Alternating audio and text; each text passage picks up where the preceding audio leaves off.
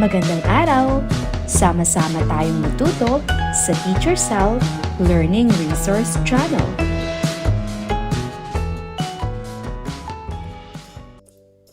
Revised K-12 Curriculum, GMRC 3, Quarter 4, Week 2, mga alituntunin sa barangay na kinabibilangan.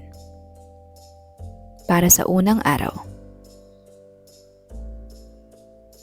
Umawit. Ang kanta ay pinamagatang Ako, Ikaw, Tayo'y Isang Komunidad. Nursery Rhyme. Roll Over the Ocean, Filipino, Awiting Pambata. Narito ang YouTube link. Sino-sino ang nasa larawan? Bakit mahalagang malaman kung ano ang gampanin ng bawat mamamayan? Tuwing kailan kayo lumalabas at nakikibahagi sa inyong komunidad? Alam ba ninyong maraming tulong kayong posibleng maibigay sa inyong komunidad? Bakit mahalagang natutukoy ang mga iba't ibang gampanin sa komunidad? Masasabi mo bang marunong kang makipagkapwa-tao? Paano mo ipakikita sa inyong komunidad ang iyong pagkikiisa? Matukoy na ang mga alituntunin sa barangay na kinabibilangan ay mahalagang sundin upang mapanatili ang kaligtasan, kaayusan at katahimikan ng mga mamamayan. Ang pagkakaisa ay mahalaga para mapanatili ang kaligtasan, kaayusan at katahimikan sa komunidad. Sino-sino ang iyong mga kakilala sa inyong komunidad? Ano ang kahalagahan ng pagkikiisa sa mga kapwa mamamayan? Ang pagkatuto ng pagkakaisa ay mahalaga upang mapanatili ang kaayusan at kasiyahan ng bawat mamamayan sa komunidad.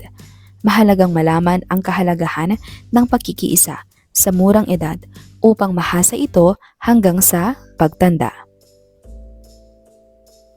Tingnan ang mga litrato sa pisara na nagpapakita ng iba't ibang sitwasyon sa komunidad.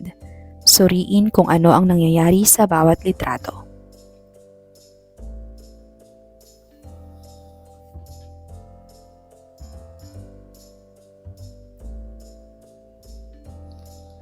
Magbahagi ng paliwanag tungkol sa kung ano ang nakikita sa litrato at bakit ito nangyayari. Magmungkahi ng mga paraan kung paano maiiwasan ang pag-aaway sa komunidad. Mahalaga ang pagkikiisa sa komunidad kung saan kayo napapabilang. Mahalaga na simulang matutong makiisa sa murang edad. Mahalagang maipahayag na kung alam natin ang ating gampanin sa komunidad, mas mapaaayos nito ang relasyon ng bawat isa. Kung ikaw ay nakakita ng mga kapwa-bata na nag-aaway sa inyong kalye, ano ang iyong gagawin?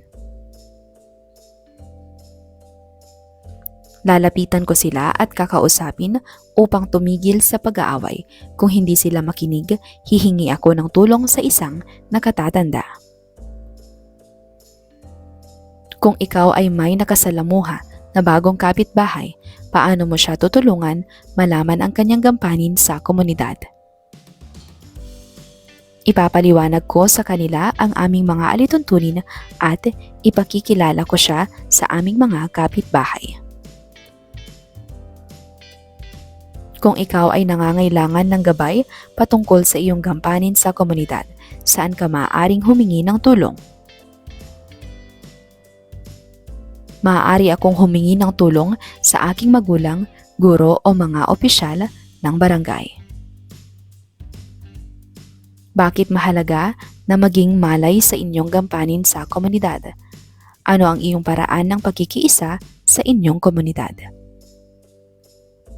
Ang pagiging maalam sa alituntunin ng komunidad ay mahalaga. Mga alituntunin ng komunidad. Maglista sa inyong kwaderno ng 3 alituntunin ng inyong barangay o komunidad. Ano ang iyong nararamdaman kapag nakikita mo ang mga mamamayan ng inyong komunidad? Batay sa naging talakayan, ano ang nakikita mong paraan para makiisa sa mga gampanin sa inyong komunidad? Nangangako ka bang laging makiisa sa inyong komunidad? Makinig ng mabuti sa mga pangungusap. Iguhit ang puso sa tabi ng numero kung ang pahayag ay nagpapakita ng pagiging maingat sa panghuhusga. Biyak na puso naman kung hindi. Si Nila ay tamad sa tahanan at tamad sa komunidad. Si Marco ay madalas magwalis sa tapat ng kanilang tahanan. Si Bebang ay naglalabas ng kanilang basura tuwing Lunes dahil ito ang araw ng hakot ng basura ng barangay nila. Dahil naipakita nyo ang inyong natutunan, gagawa kayo ngayon ng tula na nagpapasalamat sa inyong mga kapwa mamamayan dahil sa pagkikiisang kanilang ginagawa. Sa makulay na papel, isulat ang iyong tula. Gamitan ito ng mga pangkulay at pangdisenyo. Maging malikhain. Para sa ikalawang araw, mga alituntunin sa barangay na kinabibilangan. Ano ang kanilang ginagawa sa larawan? Ito ba ay nagpapakita ng pagkakaroon ng pagkakaisa sa komunidad?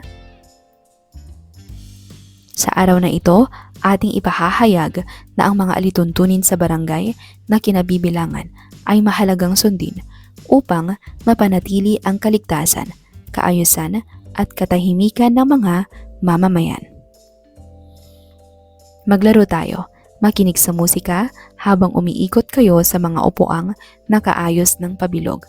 Kapag huminto ang musika, agad kayong uupo.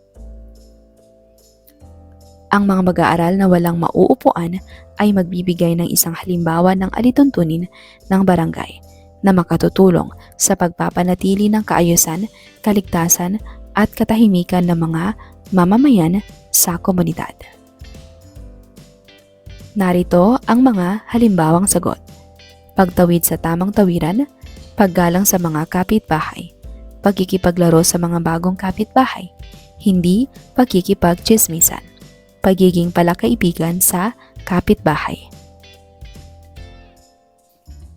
Tayo ay magbasa. Tutulong ako sa aking komunidad. Kahit sa mga simpleng pamamaraan ko bilang mag-aaral, ako ay makatutulong sa aking komunidad. Halimbawa, ang pagkatuto ko na hindi magkalat sa paaralan ay maaari ko ring gawin sa aming tahanan at barangay, gaya ng paglilinis ko ng silid-aralan. Kaya ko ring linisin ang tapat ng aming bakuran.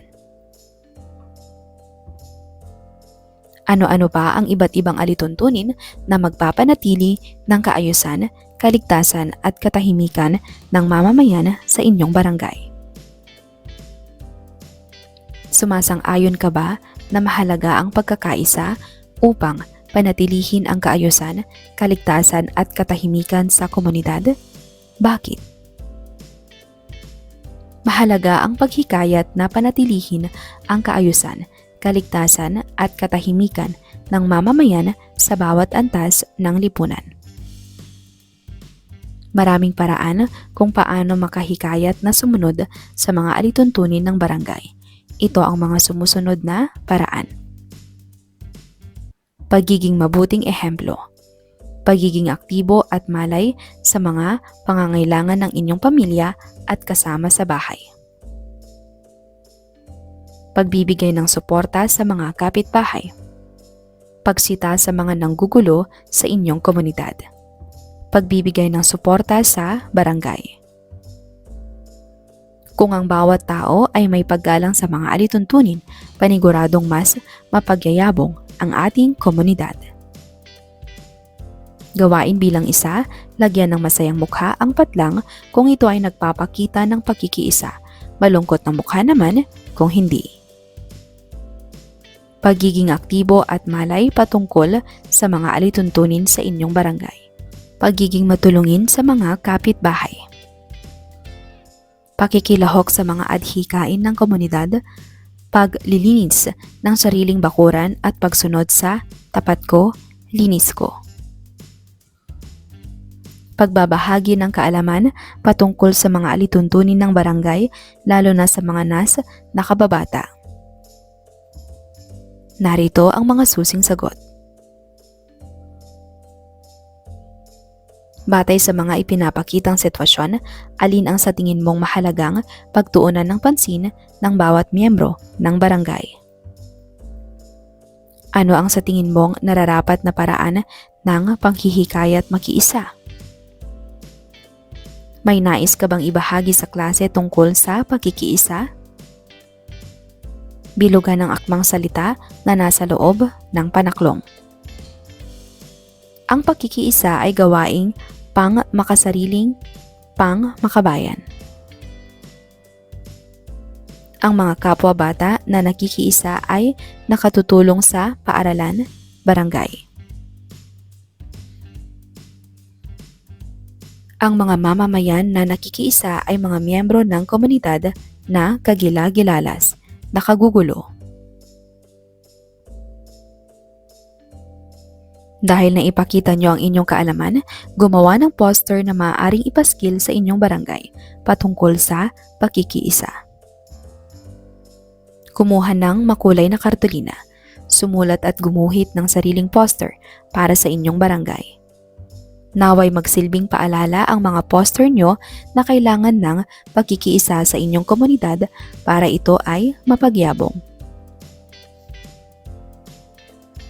Para sa ikatlong araw. Naaalala ba ninyo ang mga paraan kung paano makiisa sa komunidad? Hatiin ang klase sa mga grupo para sa roleplay.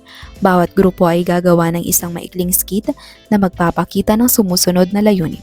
Itatalaga sa bawat grupo ang isang layunin.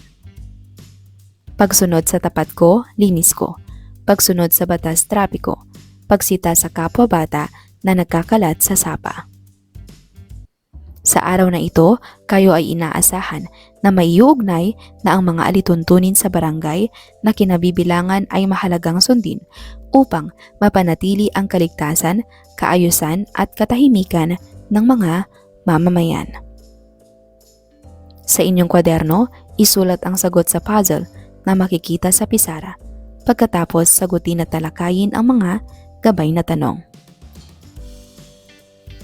Handa ba kayong makiisa sa inyong komunidad? Nais ba niyong mapabuti ang inyong komunidad?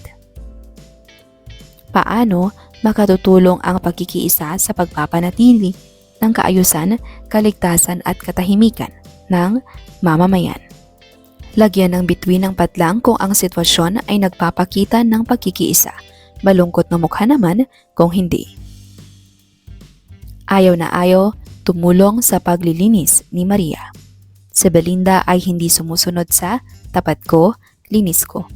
Laging nagwawalis sa kanilang tapat si Bernard tuwing umaga. Narito ang mga susing sagot. Gagawin rin ba ninyo ang mabuting sitwasyong nabanggit? Bakit importante ang pagsunod sa alituntunin sa komunidad? Ano ang nasa larawan? Mahalaga ba ang pakikiisa ng mga pamilya sa komunidad? Ano pa ang ibang mga pamamaraan ng pakikiisa upang mapanatili ang kaayusan, kaligtasan at katahimikan ng mamamayan sa komunidad? Basahin at pag-isipang mabuti ang bawat sitwasyon. Isulat sa inyong kwaderno ang tama o mali. Kinakaibigan ni Monet ang kanilang bagong kapitbahay. Inaabutan ng tubig ni Leo ang basurero kapag kumukuha sila ng basura sa kanilang bahay. Nag-aalok si Obet na samahan papunta sa paaralan si Gio na bago pa lang sa kanilang barangay. Narito ang mga susing sagot. Bakit mahalaga na makiisa sa pagsunod sa mga alituntunin sa barangay? Ano ang nagiging bunga ng pagkikiisa sa barangay? Makinig ng mabuti sa mga pangungusap. Isulat ang check sa tabi ng numero kung ang pahayag ay nagpapakita ng pagkikiisa. X naman kung hindi. Si Dante ay pinagtatawanan ang alituntunin ng barangay dahil tingin niya ay wala namang susunod dito. Si Maricel ay matyagang naglilinis ng kanilang bakuran para mapanatili ang kalinisan ng barangay. Pinupulot ni Hilda ang mga basurang kanilang idinulot sa parke bago sila lumisan. Narito ang mga tamang sagot.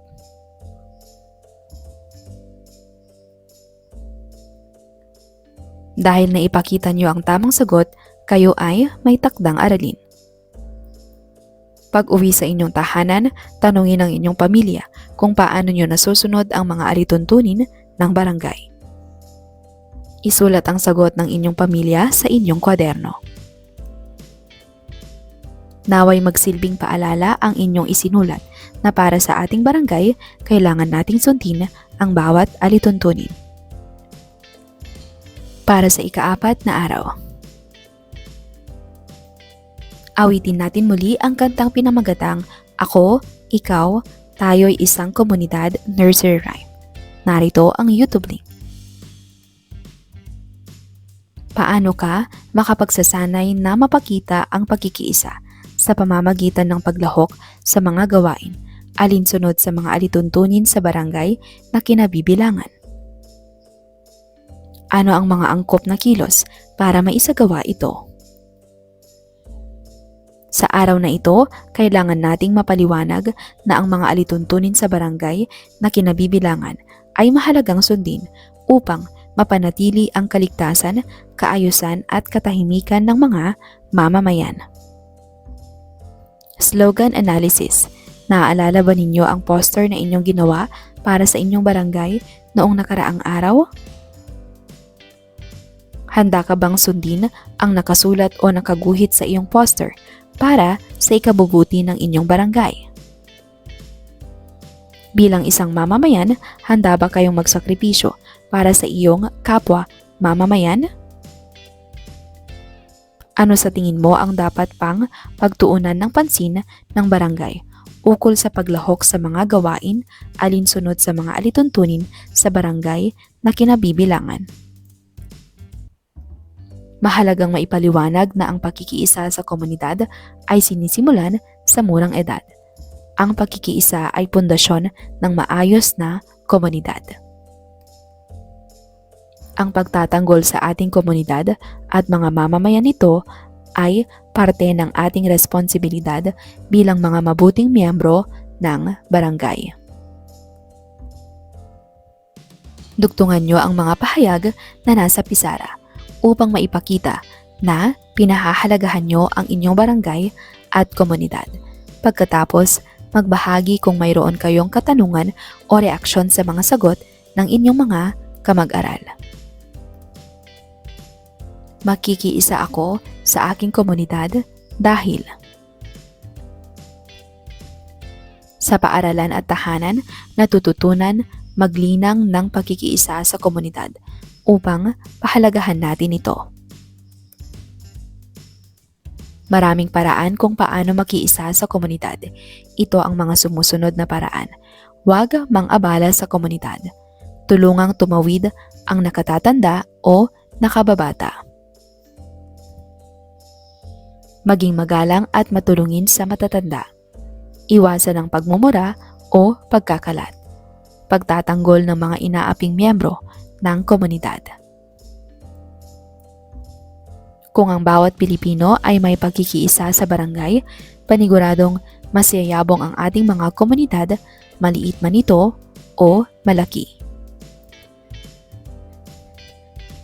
Gumawa ng talahanayan ng mga sitwasyon na nararanasan o ginagawa ng mga miyembro ng iyong barangay na nagpapakita at hindi nagpapakita ng pagkikiisa.